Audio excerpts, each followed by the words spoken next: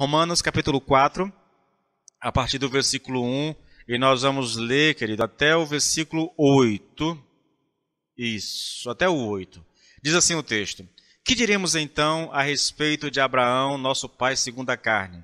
O que foi que ele conseguiu? Porque se Abraão foi justificado por obras, tem do que se orgulhar, porém não diante de Deus. Porque o que diz a Escritura? Pois o que diz a Escritura? Ela diz: Abraão creu em Deus e isso lhe foi atribuído para a justiça. Ora, para quem trabalha, o salário não é considerado como favor, mas como dívida. Mas para quem não trabalha, porém crê naquele que justifica o ímpio, a sua fé lhe é atribuída como justiça. E é assim também que Davi declara ser bem-aventurado aquele a quem Deus atribui justiça, independentemente de obras. Davi disse: Bem-aventurados aqueles cujas transgressões são perdoadas e cujos pecados são cobertos. Bem-aventurado aquele a quem o Senhor jamais atribuiu pecado. Só até aqui. Fecha teus olhos, por favor. Pai, nós louvamos o teu santo nome, nós bendizemos ao Senhor, te damos graça pelo imenso privilégio que nós temos, Pai, de conhecê-lo.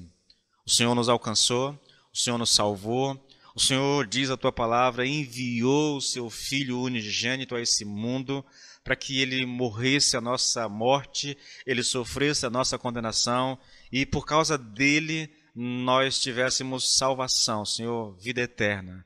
Muito obrigado por tudo isso, Senhor. São verdades que têm o poder, Senhor, de transformar completamente quem somos.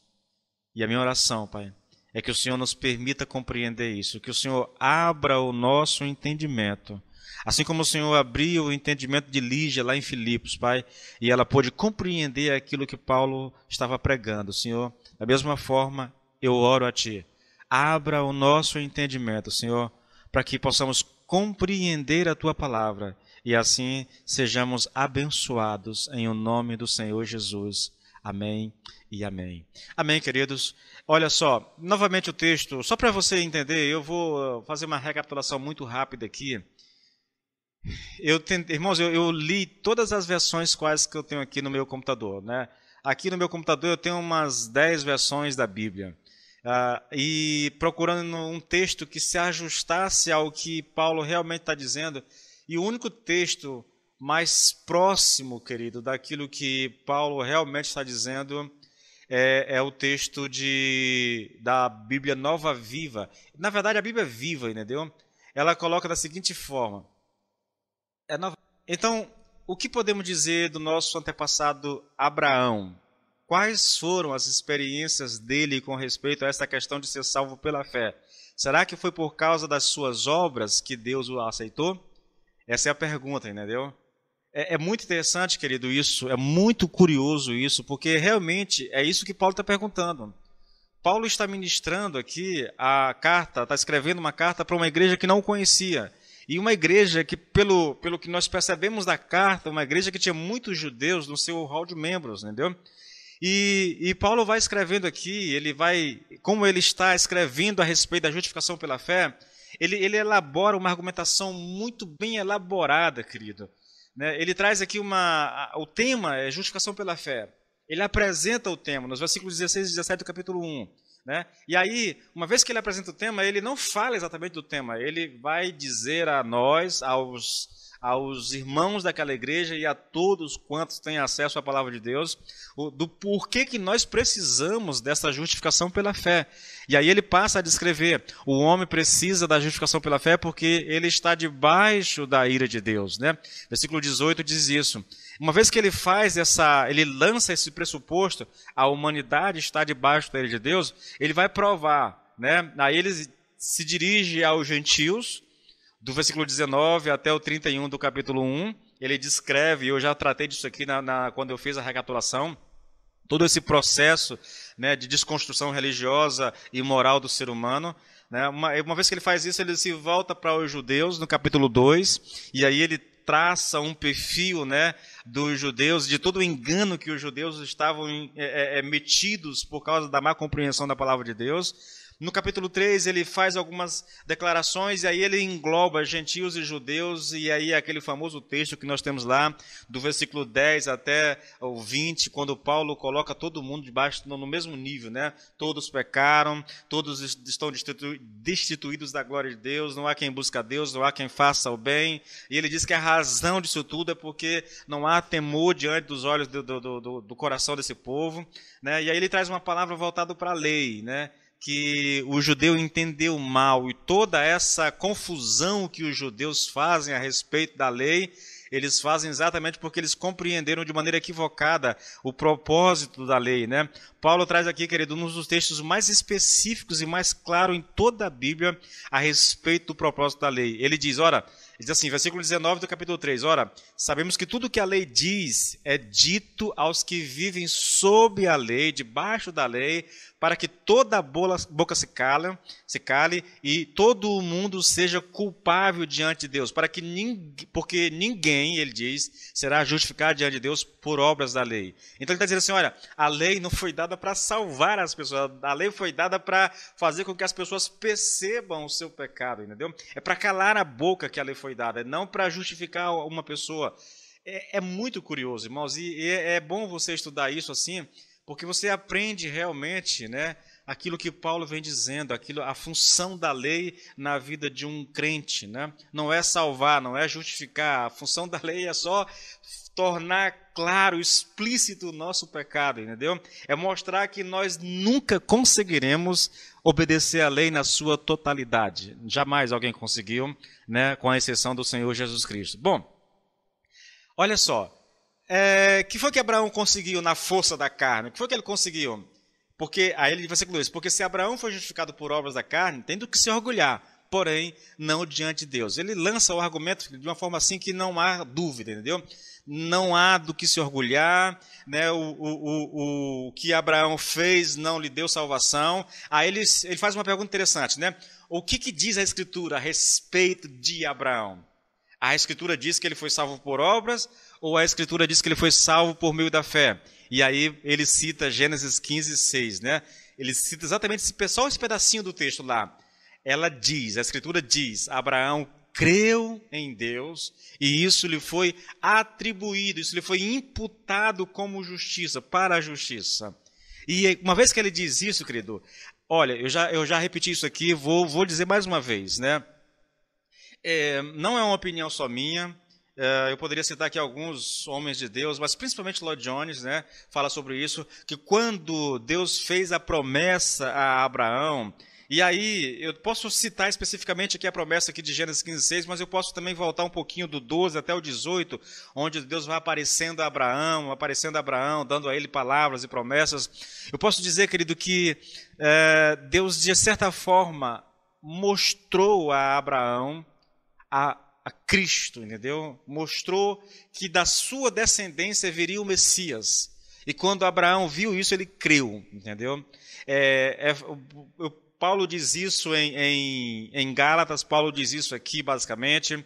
O Senhor Jesus Cristo diz isso falando aos judeus, que Abraão viu o dia de Cristo e se alegrou com isso, entendeu? Então, ele viu e ele creu. Agora, uma vez que Paulo estabelece o pressuposto, querido, Abraão foi salvo pela fé e não por obras, ele vai tornar isso mais claro a nós. Como é que ele faz? Ele usa aqui uma analogia, um exemplo tirado do dia a dia.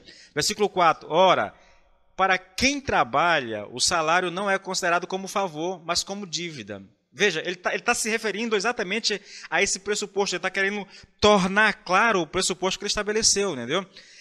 Quando uma pessoa executa um trabalho, né, a pessoa que o contratou, ao pagá-lo, não está fazendo favor a ele, está dando a ele aquilo que lhe é direito. É como se ele estivesse dizendo assim, olha, se Abraão tivesse produzido obras para merecer a salvação seria algo meritória e não algo pela fé, entendeu? Não de graça, mas algo que ele teria direito. E não foi isso que aconteceu.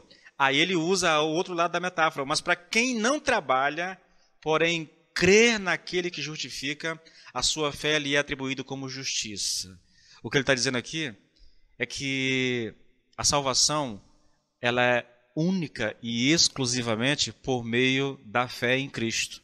Nós não temos trabalho, nós não temos obras para mostrar. Nós apenas cremos no Senhor Jesus Cristo e é assim que se alcança a fé. É pela fé em Jesus Cristo, na obra expiatória, na obra redentora de Cristo, lá na cruz, que nós alcançamos fé.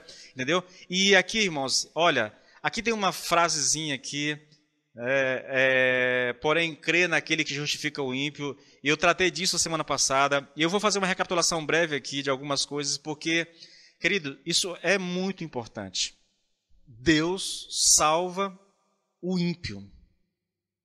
E salva o ímpio na sua impiedade. Entende? Olha, eu lembro demais, quando eu ouvi o Evangelho pela primeira vez, alguém falou para mim do Evangelho, anunciou o Evangelho, e fez o convite para que eu aceitasse a Cristo. Eu disse, não, cara, eu sou uma pessoa muito ruim, eu tenho muitos defeitos, muitos pecados, entendeu? Eu vou largar isso aqui, eu vou me corrigir aqui, depois eu vou para Cristo. E aquela pessoa me disse o seguinte, olha, se você fizer isso, você nunca vai a Cristo. Por quê? Porque você jamais deixará o pecado para depois ir a Cristo. Na verdade, você vai a Cristo com pecado e tudo, e porque você vai a Ele, então você pode vencer o pecado. Entende? É mais ou menos isso. Nós somos salvos enquanto ímpios. Aquele que justifica, Deus é aquele que justifica o ímpio. E é baseado nessa expressão, irmãos, que eu quero tratar de algumas coisas com vocês. Só recapitular algumas coisas aqui, para eu poder dar sequência, né? Essa declaração, irmãos, da justificação pela fé é baseada aqui nesse texto, né? Naquele que declara, naquele que justifica o ímpio. Essa é a declaração mais importante em toda a Bíblia a respeito da justificação pela fé, né?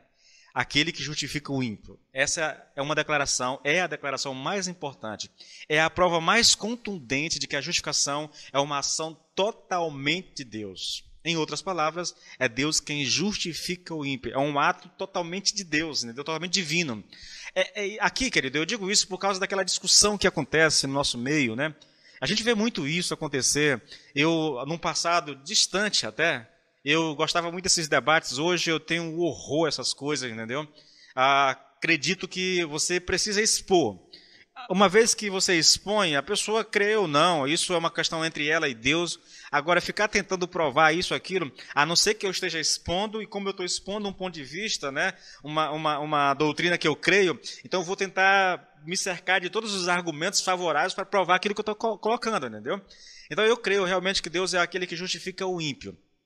E essa discussão aqui, né, é uma discussão que vem de longe, irmãos, sobre essa questão de como, se alguém vai a Deus, se é Deus que chama, se é a pessoa que vai.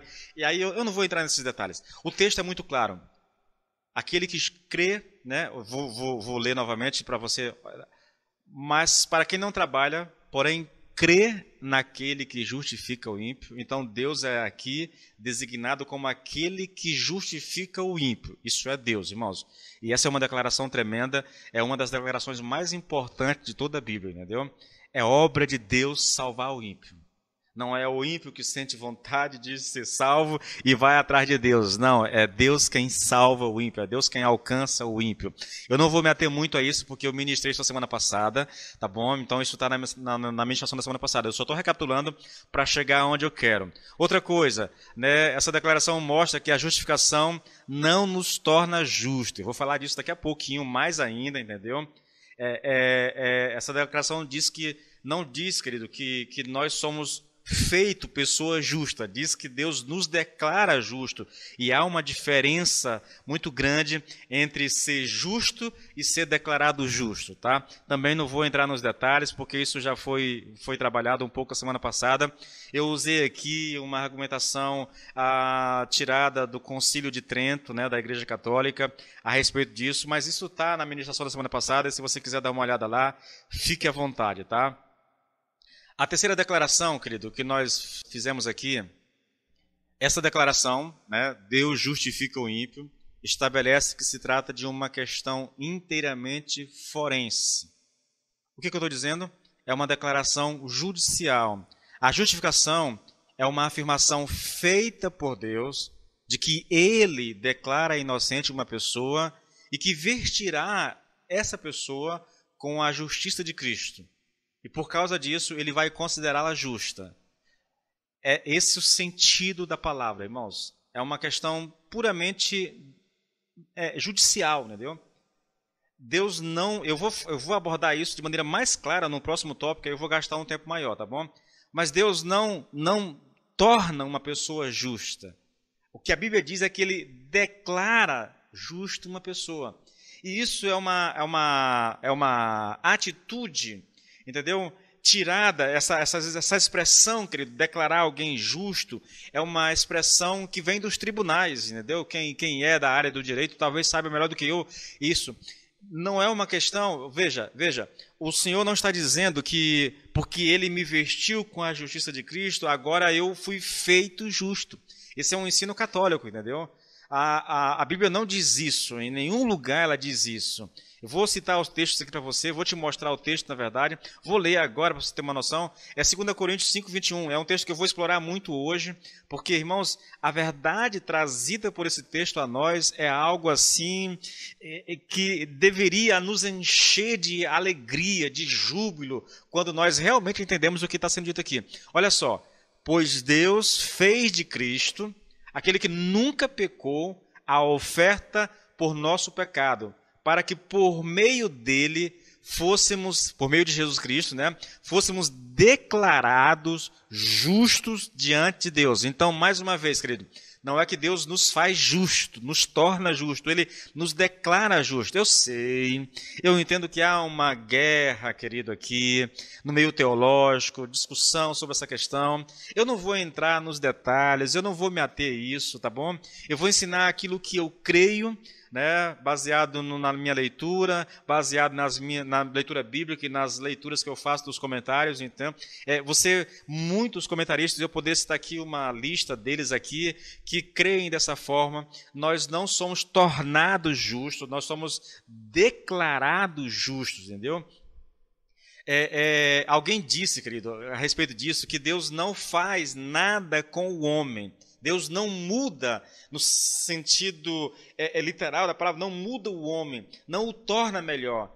Ele veste alguém com a justiça de Cristo e depois o declara justo. É lógico, uma vez que nós somos declarados justos, uma vez que nós somos alcançados pelo Senhor, que o Espírito passa a habitar o meu coração, uma vez que eu morro para o pecado, então começa um processo de santificação na minha vida. É outra coisa, entendeu? A justificação é uma coisa completamente diferente da santificação. A justificação é um ato de Deus, Ele me declara justo. A santificação é um processo, é um ato também, mas é um processo que começa exatamente na minha justificação e que só termina, querido, quando eu partir para a glória. São coisas diferentes, tá bom? E enfatizando mais um pouco isso, querido, tá? Eu vou ser um pouco mais rápido hoje, né? Ainda que eu queira explorar bastante o final, enfatizando mais ainda, querido, ao justificar, e a terceira observação que eu faço baseada no versículo 5, né, na declaração lá de que Deus é aquele que justifica o ímpio, a quarta declaração que eu faço é a seguinte: ao justificar o ímpio, Deus não o torna justo, apenas o declara justo. É o que eu venho falando aqui, só que agora eu vou entrar um pouquinho mais nos detalhes, tá? Veja, o que está sendo dito é que Deus, ao nos justificar, Ele não nos considera como se fôssemos justos. É isso que eu venho enfatizando. E como eu creio exatamente nisso, querido, eu acho que isso é importante demais, entendeu? Para a nossa caminhada, para a nossa firmeza no Senhor. Então eu vou enfatizar muito essa questão para que você entenda, tá? Porque veja bem, querido, olha só, ser justo significa não ter pecado, entendeu? Portanto, nesse sentido, só Deus é justo. Porém, ser considerado ou declarado justo significa que Deus sabe da nossa real condição, mas não nos trata de acordo com essa condição, baseado no sacrifício do Senhor Jesus Cristo. Veja como é importante isso, querido. Tá? Sim, eu posso dizer que alguém é justo? Posso, nesse sentido, de que ele foi declarado justo por Deus. Não no sentido de que ele é justo, sem pecado, entendeu? Nesse sentido, só Deus é justo.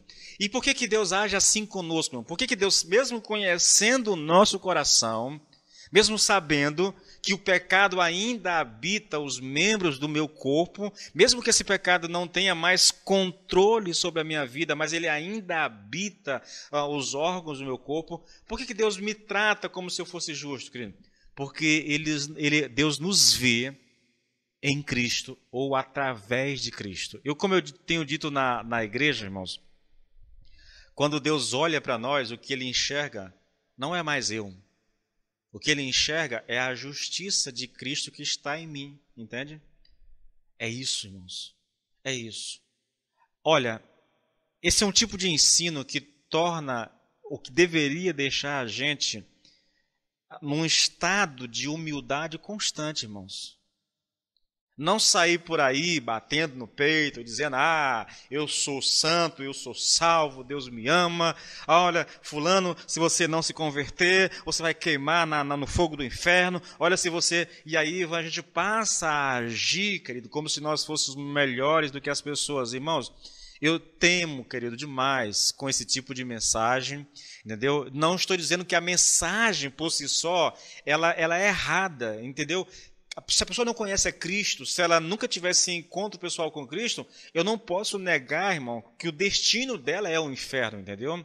E o que eu não posso fazer é sair por aí, querido, me jactando, me orgulhando da minha condição e menosprezando a condição dos outros só porque eles não creem da forma que eu creio, entendeu? É isso, a condenação está nessa atitude orgulhosa, entendeu? De gente que se acha superior aos outros. E muitas vezes, me permita falar isso, irmãos, aqui, muitas vezes o orgulho não é nem porque ele entende a doutrina bíblica. Às vezes o orgulho tem mais a ver com o nome da igreja da qual ele faz parte do que o entendimento correto da Bíblia. Até porque o entendimento correto dessa doutrina não nos deixa orgulhosos, irmãos, nos deixa felizes. Eu estava preparando essa mensagem hoje, irmãos, e quando eu vou elaborando aqui, vou elaborando os textos, lendo uma passagem aqui, lendo um comentário ali, e irmãos, quando a compreensão vem assim, eu digo, meu Deus, que coisa tremenda, que coisa maravilhosa aquilo que Deus fez por nós, né? Isso faz o coração transbordar de alegria, irmãos, isso é fato, entendeu? Isso é fato. Mas não é para nos deixar, querido, orgulhosos, metidos, sabe? Isso não, sabe? Isso não. A mensagem do Evangelho, quando ela realmente compreendida por nós, nos deixa humilde, nos faz humildes, entendeu? Nos fazem pessoas conscientes do que está em nós, entendeu? Consciente de toda a tentação que nos cerca e muitas vezes, irmãos, do desejo do nosso coração de cometer alguns pecados, mas sabendo que o que foi feito por nós, sabendo que o Espírito habita em nós, sabendo que nós devemos alegrar o coração de Deus vivendo em santidade, nós evitamos, de certa forma, a prática do pecado. Então, são duas coisas diferentes, tá bom, querido? A justificação e santificação são coisas diferentes. O entendimento dessa doutrina deve fazer com que a gente viva uma vida humilde. Consciente de quem somos em Cristo, mas consciente de que sem Cristo nós não seríamos nada, e mesmo em Cristo nós ainda estamos sujeitos a tropeções durante a nossa caminhada, certo? Então vamos lá. Olha só. Novamente, querido, veja, irmãos, eu vou ler novamente esse texto.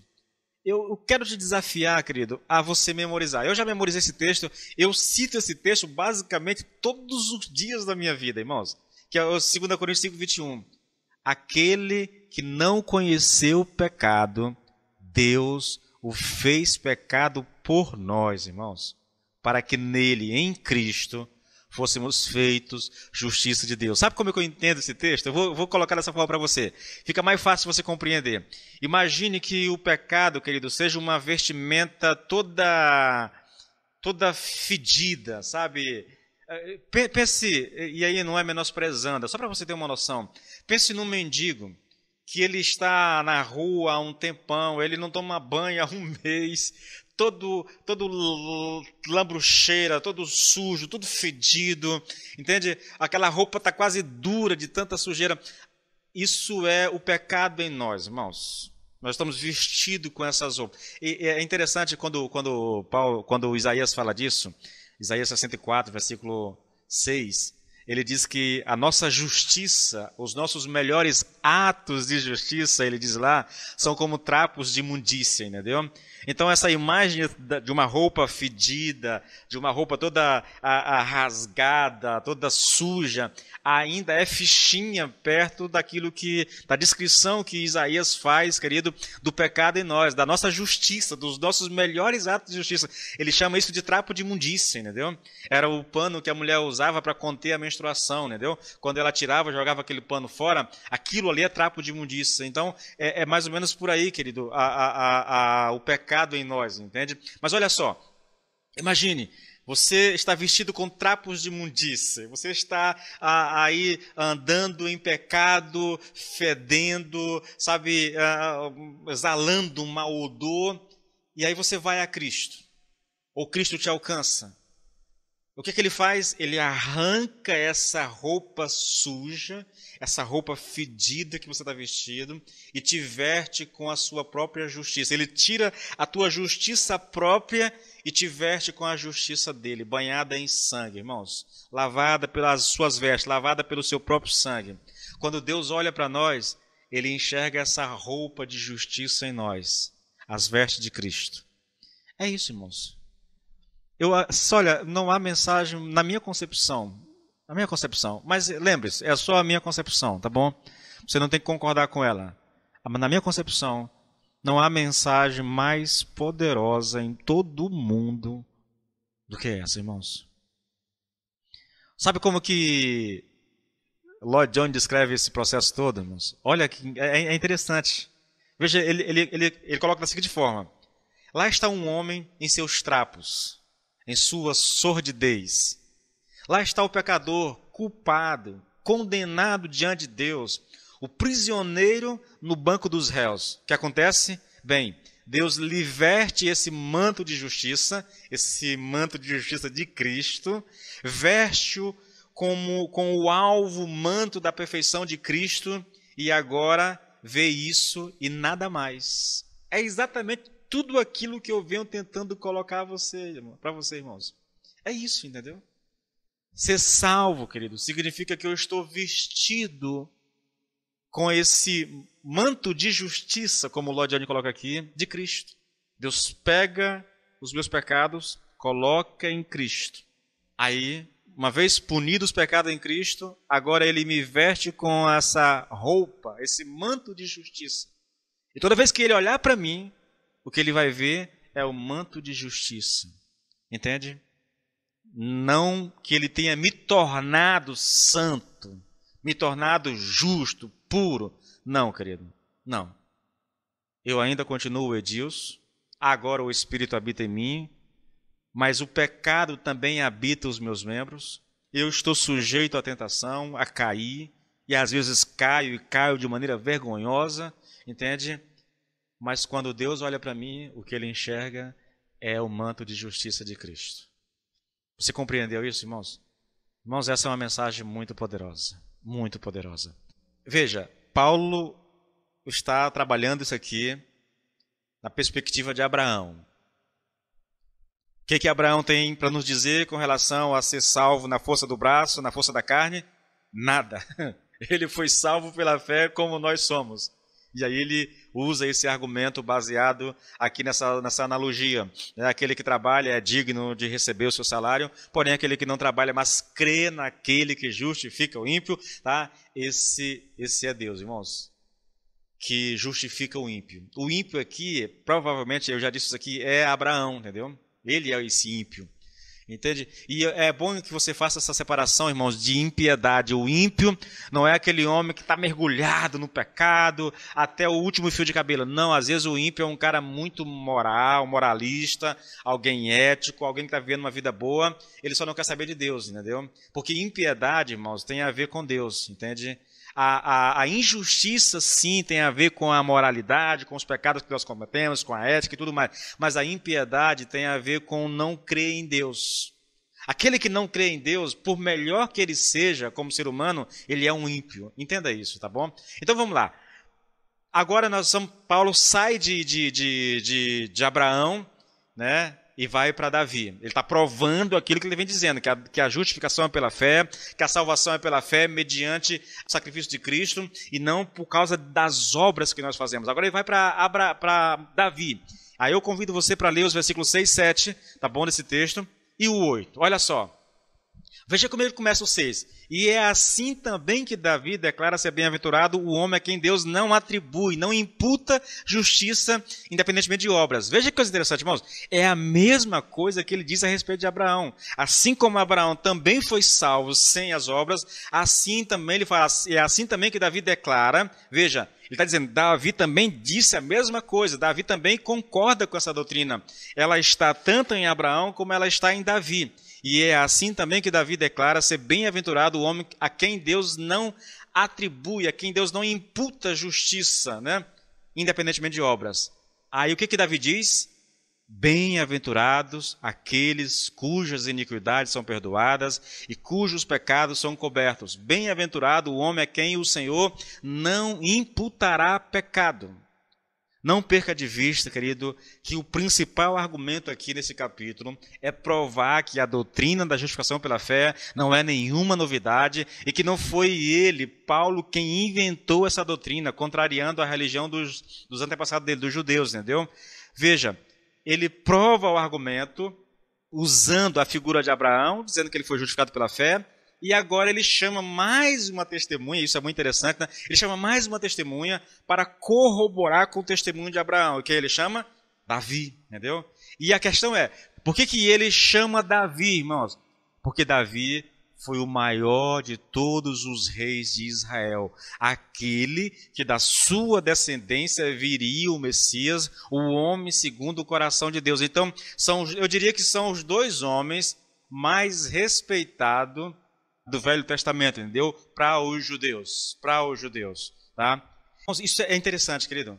Veja que coisa interessante. Paulo está provando uma doutrina. O que ele faz? Ele vai no Velho Testamento e ele pega as suas duas principais personalidades, Abraão e Davi, e diz, os dois creem da mesma forma, entendeu? Os dois creem da mesma forma, os dois creem em Cristo, creem na salvação pela fé e não por obras, tá? Bom, e por que Paulo usa esses dois homens como testemunha da doutrina da justificação pela fé? Porque ele sabia que nenhum judeu em sã consciência ousaria contradizer esses dois homens, tá? Veja, o que foi que Davi disse? Só para você relembrar, olha, bem-aventurados aqueles cujas iniquidades são perdoadas e cujos pecados são cobertos. Bem-aventurado o homem a quem o Senhor jamais imputará pecado.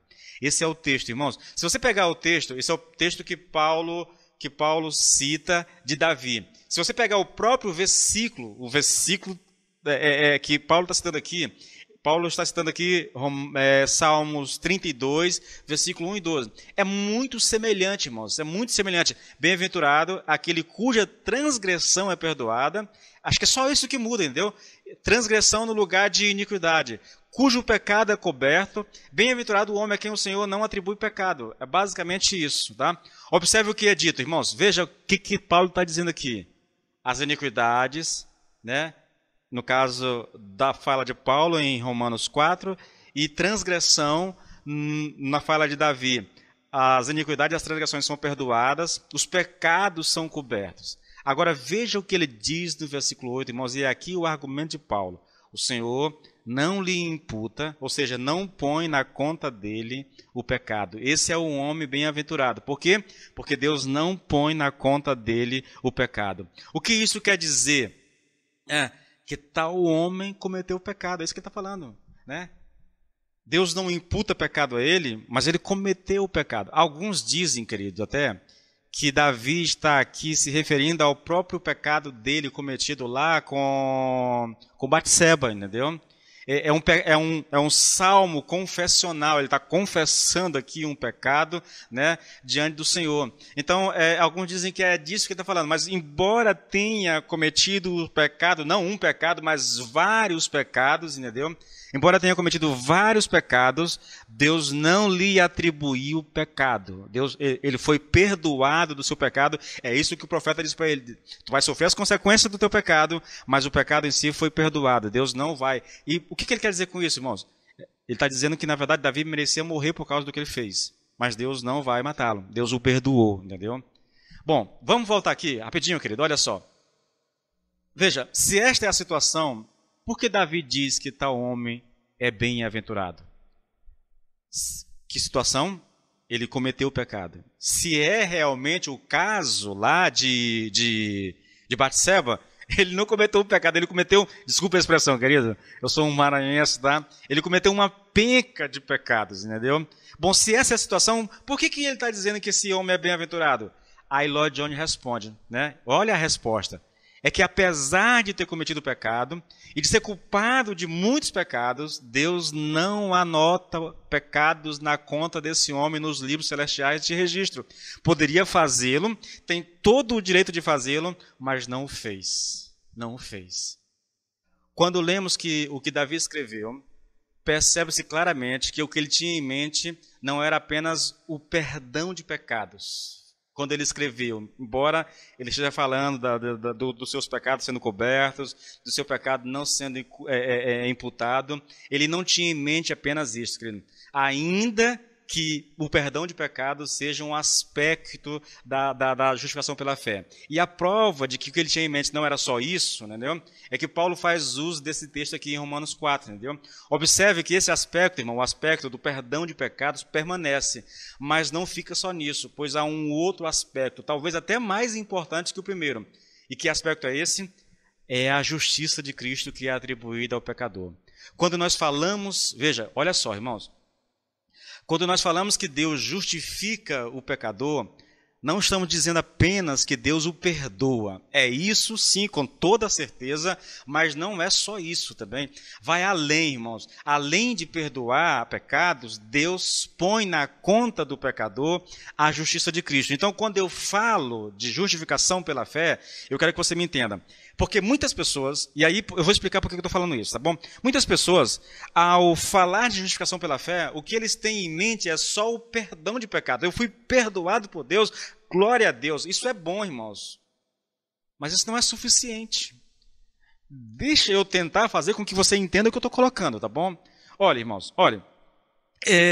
Eu vejo muito, querido, que às vezes a gente é muito superficial no nosso ensino e temos dificuldade de mergulhar um pouco mais, de aprofundar um pouco mais algumas doutrinas que são tão importantes para nós, como, por exemplo, essa questão aqui da justificação pela fé.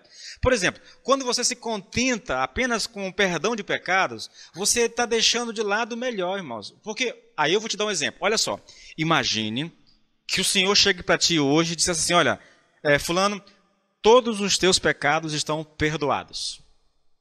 O que foi daqui para trás, está tudo cancelado, riscado. Agora, viva a partir de hoje, né, como alguém santo. Teus pecados são perdoados. Então você vai viver agora sem cometer pecados. Porque se você, e de certa forma, esse é um ensino muito comum nas igrejas evangélicas. Irmãos, olha, eu não sei se isso é bom, eu não sei se isso é ruim, entendeu?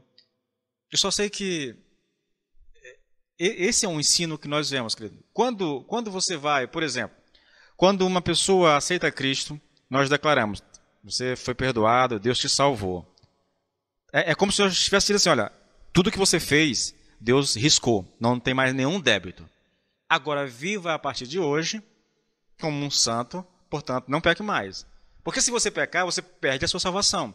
E você precisa voltar a Cristo, se reconciliar com Cristo, para que os seus pecados sejam perdoados novamente. É por isso que as pessoas acreditam, querido, nessa questão de perder a salvação, entendeu? E tem gente, eu já disse isso, eu já lidei com pessoas assim. A impressão que elas passam para nós é que elas passam uma semana no céu e uma semana no inferno. Uma semana elas conseguem orar, elas conseguem ir para a igreja, elas conseguem ler a Bíblia, e enquanto elas estão fazendo essas coisas, elas estão alegres, jubilando, realmente, sou salvo, entendeu? Mas aí, querido, lá na frente ela tropeçou, caiu. Aí porque caiu, ela já se volta para si mesmo, aí começa a se lamuriar, e aí tem que ir lá na frente de novo reconciliar com Deus porque pecou, tem que perder a salvação, agora tem que se reconciliar. Irmãos, se isso não é um entendimento errado da doutrina de salvação, eu não sei o que seria, entendeu? É você se contentar apenas com parte do que é o ensino da doutrina da justificação pela fé. A doutrina da justificação pela fé, ela tem dois aspectos, um negativo e um positivo. O negativo é esse, quando você se converte, teus pecados são perdoados. Amém. Se você fica só nisso, você vai ter um problema, irmãos. Deus me perdoou, amém. Puxa, mas aí amanhã, se eu pecar, como é que eu faço? Eu perco a salvação, eu tenho que me reconciliar de novo, né? É por isso que esse ensino é tão eu acho, querido, eu entendo dessa forma, é um ensino até de certa forma perigoso, entendeu? Perigoso. Qual é o outro aspecto, irmão? Deus não só te perdoa dos teus pecados, não só risca aquilo que você fez no passado, mas Ele te veste. Eu vou colocar isso de uma forma financeira, se é que você consegue entender. Digamos que você tem um débito que você jamais, mesmo que se esforçasse todos os dias da sua vida, você jamais conseguiria pagar a Deus. Vamos colocar isso em termos financeiros, tá bom? Uma conta, um débito com Deus. Aí, você vai a Cristo e alguém te diz, o teu débito foi pago, você não tem mais saldo negativo, mas também não tem saldo positivo. Está quitado. Agora cabe a você cuidar daqui por diante. Porque esse é um ensino que eu vejo, né? Não é que as pessoas, querido, façam isso de maneira consciente, mas esse é um ensino que eu percebo em boa parte do cristianismo brasileiro, entendeu? A doutrina da justificação pela fé ensina o seguinte: a conta passada foi riscada e um novo depósito foi feito na sua conta. Entende? Esse depósito que foi feito na tua conta cobrirá todos os débitos que você fará daqui por diante. Ah, pastor, se o senhor ensinar isso, o senhor está correndo um risco muito sério. Eu sei. Vou repetir. É por isso que muita gente não ensina a doutrina da justificação pela fé. Porque quando eu digo que a salvação, querido, não depende do que eu faço ou do que eu deixo de fazer, algumas pessoas vão entender da seguinte forma, vão interpretar da seguinte forma: bom, se é assim, eu posso viver da forma que eu bem entender. O nome disso é antinomianismo, tá? Antinomianismo. É acreditar que não importa o que eu faça, né, eu sou salvo. Uma vez que Deus me salvou e que a salvação é pela fé, uma vez que eu sou salvo e a salvação não depende de mim, do que eu faço ou do que eu deixo de fazer, então vou viver a vida da forma como eu bem entendo. Entende, querido? Esse é um perigo muito grande, irmãos. A justificação pela fé diz respeito, querido, tanto ao cancelamento de pecados como ao vestir. Na verdade, Paulo diz, querido, que todos os nossos pecados são perdoados em Cristo. Os pecados que nós cometemos no passado, os pecados de agora e os pecados de amanhã. Todos eles estão inclusos no sacrifício de Cristo. E quando nós somos salvos, como nós somos justificados, então nossa salvação está garantida.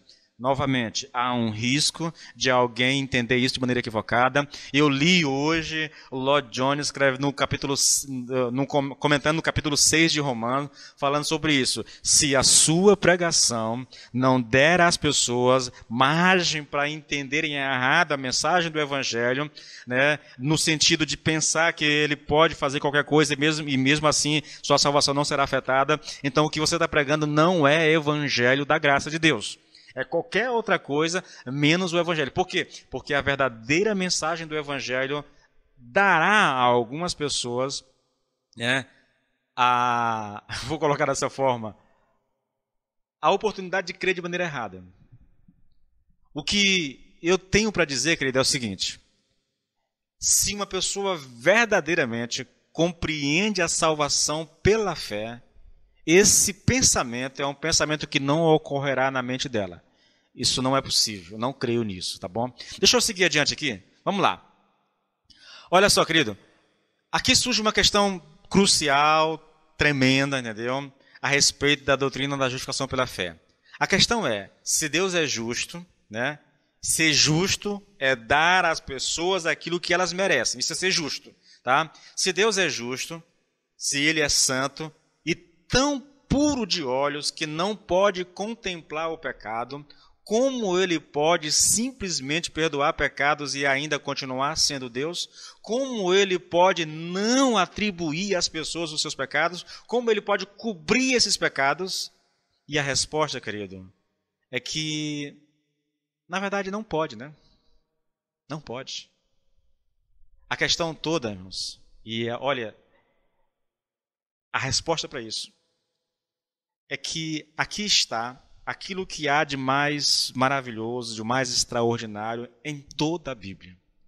Nenhum milagre, por mais sobrenatural que seja, como um morto ressuscitar depois de 4 dias, nenhum acontecimento histórico, nenhum discurso, nada pode sequer chegar perto da grandiosidade daquilo que Deus fez por nós, querido, mediante a pessoa do seu Filho amado. Sabe como é que ele pode justificar, como é que ele pode declarar justo? É porque ele pôs os nossos pecados na conta do seu Filho unigênito. Irmãos, essa é a mensagem do Evangelho.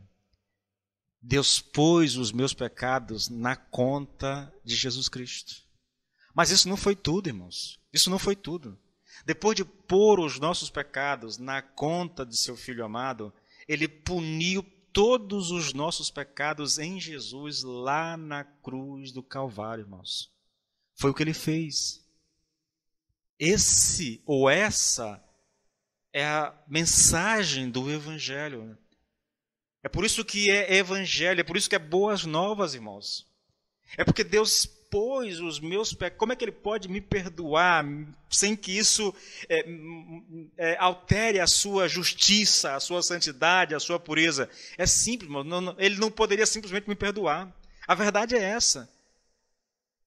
Ah, Deus pode todas as coisas. Calma, tá bom? Deus não pode simplesmente chegar para um injusto e dizer, você agora é declarado justo. Não, irmãos. É necessário que algo seja feito para que o injusto seja declarado justo. E o que é feito? Deus resolveu o problema, irmãos. Ele enviou o seu Filho. É isso que nós estudamos no capítulo 3, do versículo 21 ao 26, entendeu? O nome disso é propiciação, irmãos. São dois nomes muito semelhantes, né? Propiciação e expiação. Esses são os termos que Paulo usa para descrever esse processo, entendeu? Deus pega os meus pecados, coloca em Cristo e Ele vai punir os meus pecados em Jesus, irmãos. Foi o que aconteceu. Só assim Ele pode perdoar os nossos pecados e continuar justo. Olha, veja, querido.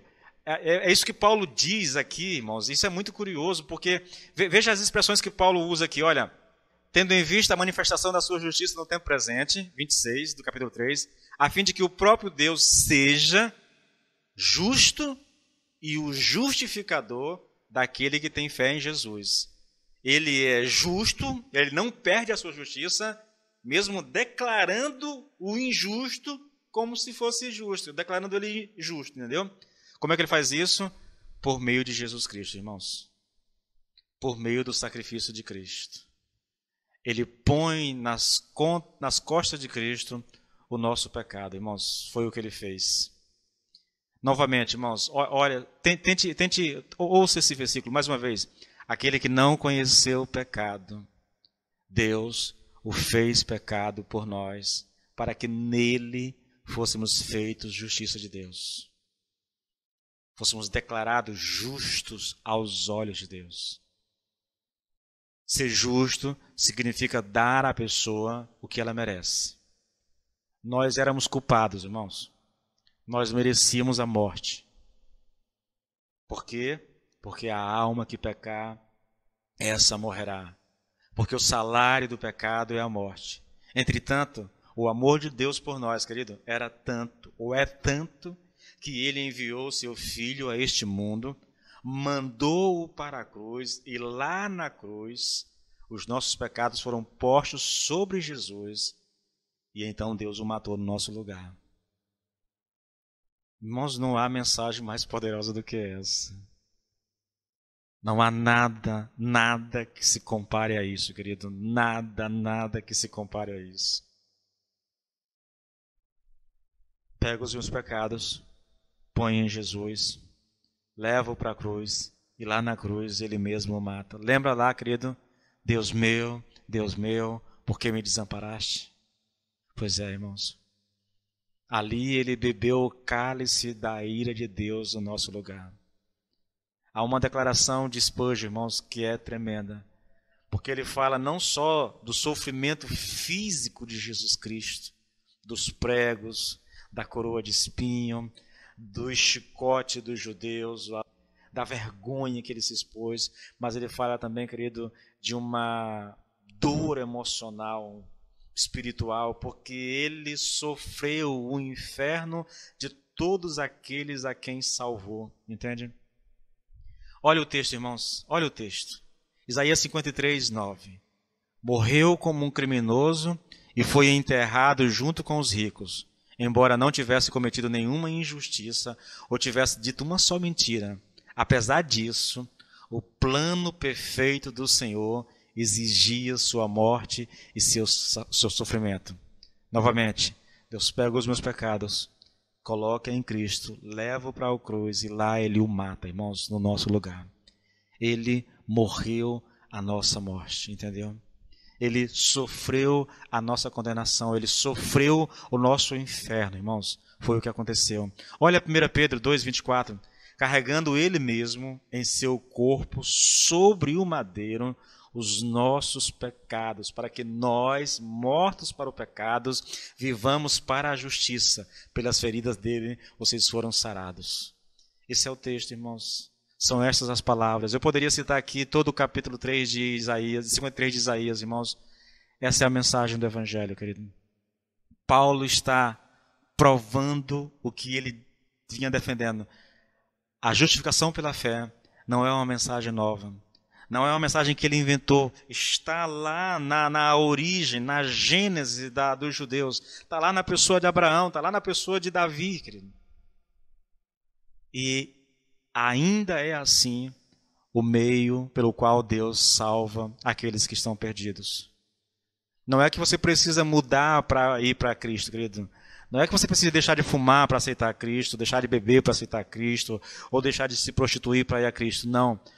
Vá a Cristo do jeito que você está, querido. Porque Deus é aquele que justifica o ímpio. Então vá como você está.